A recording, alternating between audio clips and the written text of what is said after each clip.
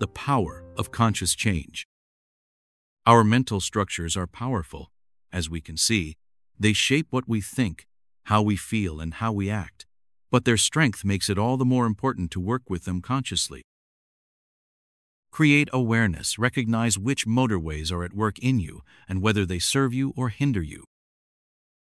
Create new paths. Begin to consciously explore new thoughts and gradually consolidate them when you can accept them as correct and true. Keep checking, of course. Scrutinize everything. Pay attention to what content feeds your structures and consciously choose what you take in. Criticize everything and everyone constructively. With patience and conscious action, we can create new wells of truth and let old motorways of lies gradually become deserted. It is resource-intensive, but it is possible, and that is the path to real freedom and truth. Free will as a fractal of the hero's journey. Exercising free will is nothing less than the fractal of the famous hero's journey. With every decision we consciously make, we re-enter the path of the hero who faces challenges, recognizes deceptions, and finds the truth.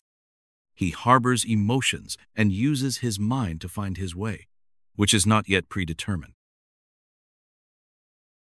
The power of lies, repetitions as motorways. Lies, some of which have been repeated for centuries, have become deeply ingrained in our individual imprints, in our thinking, our emotions, and our worldviews.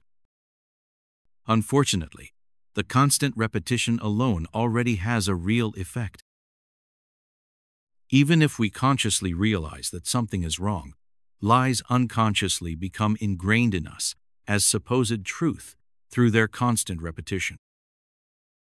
These deeply rooted patterns create structures in our thinking that function as a motorway, easy to navigate but difficult to leave. A new fountain of truth. Unfortunately, it is not enough to realize once that we have been taken in by a lie. This awareness is only the first step. The structures that lies have built up in us, mental structures anchored in our body memory that are visible in the mirror of our culture, will remain as long as we do not actively dismantle them. This may come as a surprise at first, because our rational day-to-day consciousness has learnt that it is very easy to replace false information with new information. But this is just as wrong, and we realize this when we look at phenomena such as, parasitically, abused people who cannot escape their abusers, despite insight and opportunity. Or, quite simply, relearning in sports and arts and crafts. For example, learn a new technique in a sport of your choice that you have previously performed in a very specific way. A serve in squash or whatever you play these days. You will soon realize that your body memory wants to keep the old technique. Relearning is therefore also very time-consuming, much more time-consuming than learning something new. The same applies to old, deeply rooted, erroneous, and false beliefs in us, analog. This is another reason why parasites are so fond of abusing children, especially at a very early age. They are thus profoundly molded to continue to be abused throughout their lives. Disgusting and repulsive, but unfortunately real. Dissolving these inner wells of lies is work, real work, and on the one hand requires willful, conscious decisions. These decisions are resource-intensive and require courage and perseverance. It is the hero's journey. But it also requires training and repetition. The old structures don't just disappear because we recognize them. We have to create new structures and anchor them in our lives. The image of the well is indeed a powerful metaphor here. The old fountain. This well symbolizes the lies that we have absorbed over the years, perhaps centuries. These mental structures are deeply rooted in us because they have been strengthened by collective repetition. The new fountain. To free ourselves from the old structures, it is not enough to ignore the old well. We have to dig a new well, a well of truth, of real life in the order of creation. Aletheia, the truth from the well. The image of Aletheia, the truth that rises from the well, is deeply symbolic. It reminds us that truth does not lie on the surface. It must be sought, dug up, and lifted from the depths. See picture number 47, J. Jerome. The truth rises from the well. And the well of lies remains in us as long as we do not replace it in a very real way. The new has to enter our physical memory, where the lie used to be. So let's not give up too soon.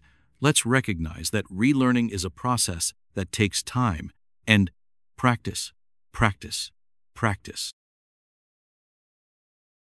Let us begin to draw our water, our inspiration, our actions, our convictions from the well of truth again. This means actively integrating into our lives what we have recognized as right, so that truth becomes a reality again, day by day, decision by decision. The process of destruction and rebuilding. Recognize. The first step is to identify the lie and accept that it is at work in us. Do not underestimate them. These old structures are stable, deeply rooted, and have an effect on us, even if we have consciously recognized them. Digging a new well. We consciously make new decisions based on truth and the order of creation, again and again, mindful of the old body memory. Consistency. The new well becomes stronger with every conscious action, while the old well slowly loses its significance.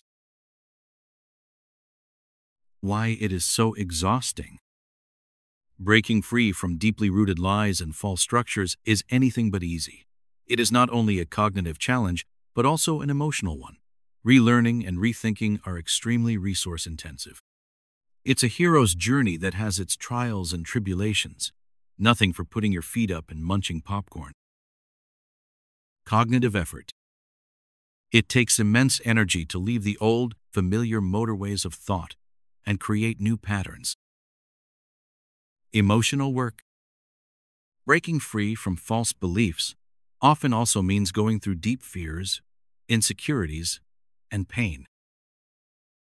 Physical strength. A weakened body makes mental and emotional work even harder. The difficulty of doing this work is exacerbated by our current weakened starting position. A devilishly colored culture. We are surrounded by a culture based on lies and deception. It has a subtle effect on us and makes it difficult for us to make clear decisions.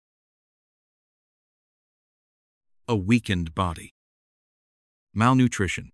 Many of us suffer from a lack of vital nutrients, which affects our mental and physical energy. Poisoning. Environmental toxins, chemicals, and unhealthy food place an additional burden on our bodies and dampen our vitality. Traumatization. Traumatization binds us on a deep level. They block the natural cooperation between the spark of consciousness and the body, as well as between cognition and emotion, weaken our free will, and make the hero's journey more difficult. Despite all these hurdles, the path of work and change remains the only way. Because without relearning and rethinking, we remain trapped. The old lies and structures hold us captive. The hero's journey is unavoidable. There is no way around facing up to this challenge. Without it, we have truly lost, not as a punishment, but as a consequence of remaining in deception and weakness. But don't worry, taking off is the hardest part. But with every new step and every day that we consciously stick with it, it gets easier. The old shackles become thinner and eventually break. And the truth, the beautiful Aletheia, has a magnetic attraction. Once it starts to work because we get close to her, you will just laugh with joy. Believe me. In every sport, in every craft art, there is this point. When it is past, then it is simply incredibly enjoyable. We never stop learning, but it is then a playful, experiential learning that always leaves us with a feeling of elation, even if we fail in a learning lesson. So it's worth taking the first hurdle. Imagine how liberating it is to consciously embark on this journey.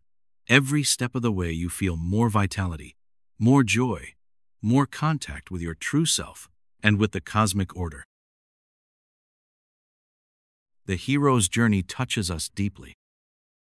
We are magically drawn to stories, myths, and, of course, films like The Matrix because they speak to the universal core of our existence. The hero's journey is our mission in life.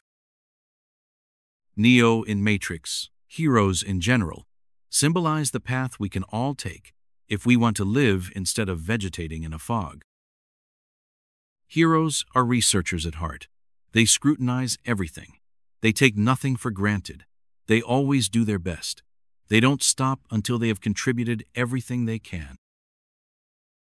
Our role models, the heroes we know from fairy tales and myths, all go their own way, far away from the masses, independent of social expectations. This is heroism, and it is a journey that only each of us can embark on individually. That is why this hero's journey looks different for every person, because it is individual and fractal. For a few, it may be a profound break with society, like Neo leaving the Matrix.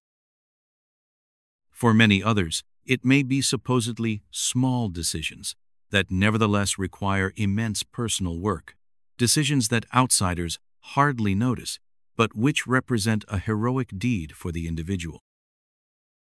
In any case, every hero's journey has real consequences, especially social ostracism and humiliation.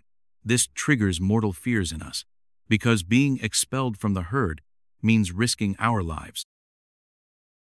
Those who cannot overcome these fears remain part of the herd, the system, the routine.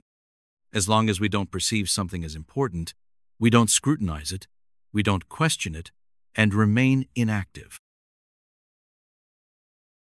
Life without hero mode. The famous sleeping sheep lives a life of order. Without major deviations, routine generally takes precedence over everything. Decisions are limited to small things, such as, do I take this little grass or that clover leaf for breakfast today? This means that a living being is close to the NPC, the organic portal, to the structure, no longer the divine structure of order, but always to the cultural, social structure. This life is generally relatively safe and resource efficient, but it remains a life without a hero's journey, without the deep fulfillment that comes from the conscious pursuit of truth and personal responsibility. Nevertheless, these characters also love the good old stories of our heroes, as these archetypes are also deeply rooted in them. The heroic stories touch us so much, especially the lions among us, because we know deep down this is our calling. It is our task to scrutinize, question, and act consciously. It is our innermost desire to find our own path. It is our responsibility to seek the truth and to live creatively.